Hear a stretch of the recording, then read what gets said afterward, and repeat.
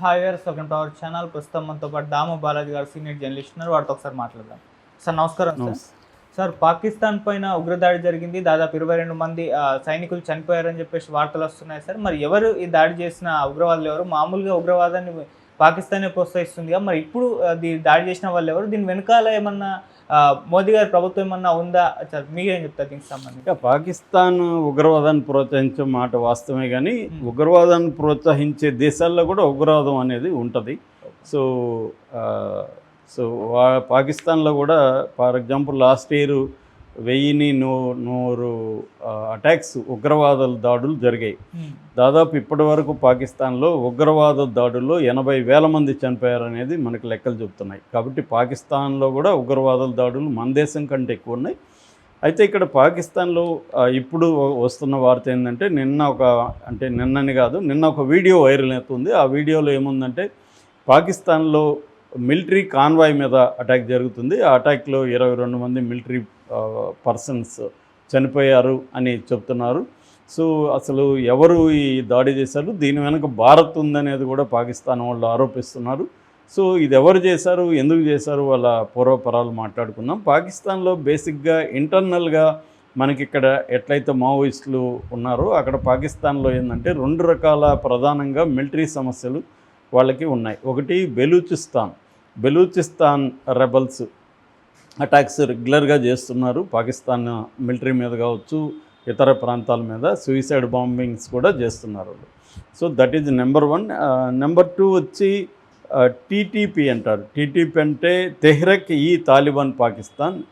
So వీళ్ళు ఒక పక్క అటాక్ చేస్తున్నారు. ఇది ఖైబర్ పఖ్తూన్ఖ్వా అనే ప్రాంతంలో వీళ్ళు చేస్తున్నారు, వాళ్ళేమో బలూచిస్తాన్లో వాళ్ళు చేస్తున్నారు. సో మనకి టీటీపీ పక్కన పెడదాం. ఇప్పుడు మనం చెప్పుకోవాల్సింది బలూచిస్తాన్ గురించి. బలూచిస్తాన్ అనేది యాక్చువల్గా స్వాతంత్రం రాకముందు స్వతంత్ర దేశంగా ఉన్నింది. ఆ తర్వాత స్వాతంత్రం వచ్చిన తర్వాత పాకిస్తాన్ ఇండియాగా విడిపోయిన తర్వాత పాకిస్తాన్లో అది కలవాలనేసి పాకిస్తాను వీళ్ళు అనుకున్నారు, కానీ వాళ్ళు కలవడానికి ఇష్టపడలేదు. బట్ 227 రోజుల తర్వాత 1948లో దాన్ని బలవంతంగా పాకిస్తాన్లోకి కలిపేసుకున్నారు. సో అప్పుడు వాళ్ళు కలవడం ఇష్టం లేదు. ఎందుకంటే బలూచిస్తాన్లో ప్రధానంగా ఏంటంటే ఇరానిక్ ఎథ్నిక్ గ్రూప్ ఉంటారు. వాళ్ళకి సపరేట్ భాష బలూచ్ అనే ఒక లాంగ్వేజ్ ఉంటుంది. వాళ్ళు ఎథ్నిక్గా సపరేట్గా ఉంటారన్నమాట. వాళ్ళు ఒక ట్రైబల్ గ్రూప్ అని చెప్పచ్చు. ట్రైబల్ కల్చర్ ఎక్కువ ఉంటుంది వాళ్ళకి. సో వాళ్ళు ఇరాను, పాకిస్తాను, ఆఫ్ఘనిస్తాన్లో కూడా సంబంధించిన జాతి అనొచ్చు వాళ్ళు ఉంటారు. సో వాళ్ళకి సపరేట్ దేశం కావాలనుకుంటారు, కానీ వాళ్ళు బలవంతం కలిపేసినాక ఏమైందంటే పాకిస్తాన్లో ప్రావిన్సెస్ అంటారు. ఈ ప్రావిన్సెస్లో అతిపెద్ద ప్రావిన్స్ అంటే మొత్తం దేశం భూభాగంలో 44% భూభాగం బలూచిస్తాన్లో ఉంటుంది. అయితే జనాభా చాలా తక్కువ. మొత్తం జనాభాలో 5% మాత్రమే అక్కడ ఉంటారు. అయితే ఇక్కడ ఏమవుతుందంటే అణచివేత అనేది జరుగుతుంది. వాళ్ళ వనరులు కొల్లగొట్టుకొని పోవడం. అంటే వాళ్ళ వనరులు అంటే ప్రధానంగా ఏమున్నాయి, చమురు నిక్షేపాలు ఉన్నాయి, బొగ్గు ఉంది, నేచురల్ గ్యాస్ ఉంది, బంగారం ఉంది, రాగి ఉంది.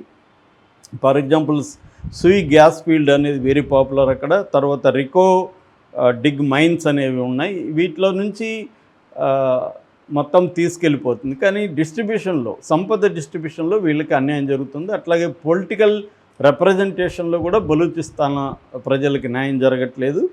సో అంటే వాళ్ళకి ఏంటంటే లిటరసీ లోయెస్ట్ ఉంది, హై ఇన్ఫ్లేషన్ ఉంది, ఇన్ఫాంట్ అండ్ మెటర్నల్ అంటే తల్లులు పిల్లలు చనిపోయే రేటు కూడా అక్కడ చాలా ఎక్కువ ఉంది. అట్లాగే వాళ్ళ లాంగ్వేజ్ని తొక్కిపెట్టేస్తున్నారు, వాళ్ళ కల్చర్ని తొక్కేస్తున్నారు, హ్యూమన్ రైట్స్ లేవు.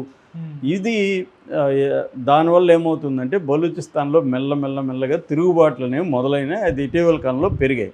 సో బలూచిస్తాన్ తరఫున పోరాడే గ్రూప్స్ ప్రధానంగా 2గా డివైడ్ చేయొచ్చు. ఒకటేమో ఆర్ముడ్ గ్రూప్, సాయుధంగా ఉండి గెరిల్లా పోరాటం చేస్తున్న గ్రూపు పేరు BLA అంటారు, అంటే బలూచ్ లిబరేషన్ ఆర్మీ. రెండవది BYC అంటే బలూచ్ ఎగ్జిక్యూటివ్ కమిటీ. ఈ బలూచ్ ఎగ్జిక్యూటివ్ కమిటీ BYC అనేది లీగల్గా ఉంటూ పోరాటం చేసే ఒక సంస్థ. వీళ్ళు లీగల్గా ఉంటారు, విత్ ఇన్ ద లీగల్ పెరిమీటర్లోనే వాళ్ళు నిరసన తెలియజేస్తుంటారు. ఈ 2 రకాల పోరాటాలు అక్కడ జరుగుతున్నాయి. అయితే పాకిస్తాన్ ఆర్మీగా ఏం చేస్తుందంటే ఈ 2 పోరాటాలను కూడా ఉక్కుపాదంతో అణిచివేస్తుంది. అంటే దాదాపు ఇప్పటి వరకు 5228 మంది మిస్సింగ్ ఉన్నారు, బెలూచిస్తాన్లో మాయమైపోయారు. వాళ్ళ అచుకి తెలియలేదు. ఇప్పుడు 2020 తర్వాత ఈ 5 ఏళ్లలో 5,000 మందికి పైన మిస్ అయిపోయారు. ఇంకొక 5-10,000 మందిని చంపేశారు. అట్లాగే జైళ్ళల్లో చాలామందిని వేసి కుక్కారు. అంత నిర్బంధం ప్రయోగించే కొద్దీ వాళ్ళు పెరుగుతున్నారు. మనకి చూస్తే ప్రధానంగా 1958లో ఫస్ట్ తిరుగుబాటు చేశారు. దాని తర్వాత 67, దాని తర్వాత 97, దాని తర్వాత 2000. 2000 తర్వాత 20 తర్వాత బాగా పెరిగింది. ఈ 4-5 ఏళ్లలో వీళ్ళ ఉద్యమం బలంగా పెరిగింది. దీనికి ప్రధాన కారణం ఏంటంటే ఆఫ్ఘనిస్తాన్ నుంచి అమెరికా వెళ్ళిపోయింది 2021లో. వెళ్ళిపోయిన తర్వాత అమెరికా అనేక ఆయుధాలను కూడా అక్కడ వదిలేసి వెళ్ళిపోయింది. ఆ ఆయుధాలని వీళ్ళు ఆఫ్ఘనిస్తాన్ నుంచి తెచ్చుకోగలిగారు, కొనుక్కోగలిగారు. ఆఫ్ఘనిస్తాన్ కూడా సపోర్ట్ చేస్తుంది. మరొక కథనం ఏంటంటే ఇండియా కూడా సపోర్ట్ చేస్తుందని, ఇరాన్ కూడా కొన్ని ఏరియాల్లో సపోర్ట్ చేస్తుంది. అలాగే వీళ్ళకి బయట నుంచి సపోర్ట్ దొరకడంతో వీళ్ళు ఇప్పుడు పెద్ద ఎత్తున అటాక్స్, మిలిటరీ పరంగా పెద్ద ఎత్తున అటాక్ చేసే అవకాశం ఉంది. వీళ్ళు గత మార్చిలో జఫర్ ఎక్స్ప్రెస్ అని ఒక ఎక్స్ప్రెస్ని వాళ్ళు హైజాక్ చేశారు. దాంట్లో 300 పైన ప్రయాణికులు ఉన్నారు. 48 గంటల పాటు వీళ్ళు కంట్రోల్లో పెట్టుకున్నారు. తర్వాత దాన్నంతా కూడా వీడియో తీసి బయటకు వదిలారు. సో ఆ తర్వాత పాకిస్తానీ ఆర్మీ వెళ్ళి అటాక్ చేసింది. అందులో ఆర్మీ వాళ్ళు 20 మందికి పైన చనిపోయారు. ఓవరాల్గా 64 మంది ఆ సంఘటనలో చనిపోయారు. దాని తర్వాత ఇప్పుడు మనం చెప్పుకునే సంఘటన క్వెట్టా అనే ఒక ప్రాంతం ఉంది. ఈ క్వెట్టా అనే ప్రాంతం దగ్గర రైల్వే స్టేషన్ ఉంటుంది. ఆ క్వెట్టా దగ్గర ఒక కాన్వాయ్ని, మిలిటరీ కాన్వాయ్ వెళ్తుంటే ఆ కాన్వాయ్ మీద వీళ్ళు అటాక్ చేశారు. ఇది జరిగిన జఫర్ ఎక్స్ప్రెస్ తర్వాత జరిగింది. ఇది ఏప్రిల్ 25న జరిగింది. బట్ ఆ వీడియో నిన్న రిలీజ్ అయింది. సో ఈ జఫర్ ఎక్స్ప్రెస్లో కరెక్ట్గా సంఖ్య తెలియట్లేదు, కానీ 20 మంది అంటారు, 22 మంది అంటారు, 14 మంది అంటారు, 10 మంది అంటారు. ఇలాంటి సంఖ్య అయితే క్లియర్గా లేదు. బట్ 22 అనే సంఖ్యనే ఎక్కువ వినిపిస్తుంది.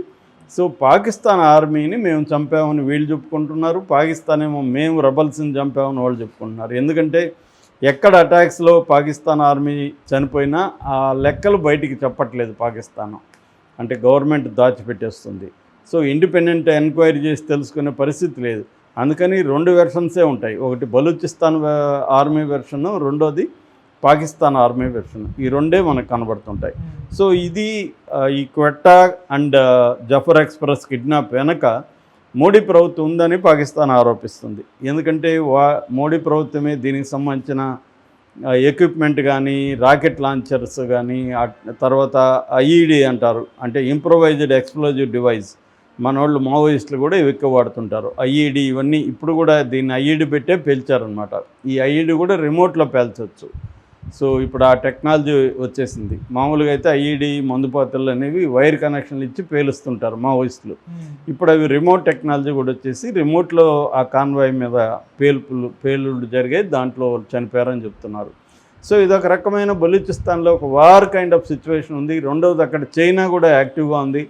China belt and road initiative అని 150 దేశాల్లో ఇన్ఫ్రాస్ట్రక్చర్లో పెట్టుబడులు పెడుతూ ఉంది. అలాగా ఇక్కడ కూడా బలూచిస్తాన్లో ఉండే గదర్ ఎయిర్పోర్ట్ని గదర్ పోర్టుని, సీపోర్టుని నిర్మిస్తుంది. అట్లాగే అక్కడ సిపిఈసి అంటారు. సిపిఈసి అంటే చైనా పాకిస్తాన్ ఎకనామిక్ కారిడార్ కూడా బలూచిస్తాన్లో ఉందన్నమాట. దీన్ని అడ్డుకోవడానికి కూడా బెలూచ్ ఆర్మీ చైనీస్ మీద కూడా అటాక్ చేస్తారు. వీళ్ళల్లో ఒక సొఫిస్టికేటెడ్ సైన్యం కూడా డెవలప్ అయింది. బెలూచ్ నేషనల్ ఆర్మీ, బిఆర్ఏ అంటారు. ఇందులో విమెన్ కూడా చేరారు. అంటే బిగినింగ్లో కింది స్థాయిలో పోరాటం నుంచి మిడిల్ క్లాస్ అంతా కూడా దీనికి సపోర్ట్ చేసి దీంట్లో చేరడం, ఎడ్యుకేటెడ్ సెక్షన్లు చేరడం. దానివల్ల ఏమైందంటే ఆర్గనైజేషన్ బాగా ఇదైంది. దీంట్లో సూయిసైడ్ మహిళా విభాగం కూడా ఉందన్నమాట. ఆ మధ్య కూడా ఒక మహిళ సూయిసైడ్ మిషన్లో వెళ్ళి తను బాంబుగా పెట్టుకొని బాడీలో తను పేలిపోయి దాదాపు 20 మంది పైన చంపేసింది. అలాగా సూయిసైడ్ బాంబర్స్ ఉన్నారు, మెరుపేగంతో అటాక్ చేయగలుగుతున్నారు. ఒక కోఆర్డినేటెడ్ అటాక్ అంటారు. కోఆర్డినేటెడ్గా ఒక 200 మంది 300 మంది 500 మంది వరకు కూడా అటాక్ చేసే ఒక ఇదైతే కనిపిస్తుంది. అంటే ఒకప్పుడు తక్కువ మందితో గెరిల్లా పోరాటంతో ఉన్న బిఎల్ఏ ఇవాళ చాలా స్ట్రాంగ్గా ఉంది. ఈ నేపథ్యంలో ఇండియా ఇప్పుడు పాకిస్తాన్ మీద అన్ని రకాల వార్ అనేది స్టార్ట్ చేయబోతుంది కాబట్టి మిలిటరీ అనేది ఇంకా స్టార్ట్ చేయలేదు. కానీ ఇట్లా మనకెట్లయితే మన దేశంలో వాళ్ళు టెర్రరిస్టులని పెట్టి మనల్ని ఇబ్బంది పెడుతున్నారు, ఇండియా కూడా అలాగే బిఎల్ఏకి ఈ టీటీపీకి హెల్ప్ చేయడం ద్వారా పాకిస్తాన్ ప్రభుత్వాన్ని ఇబ్బంది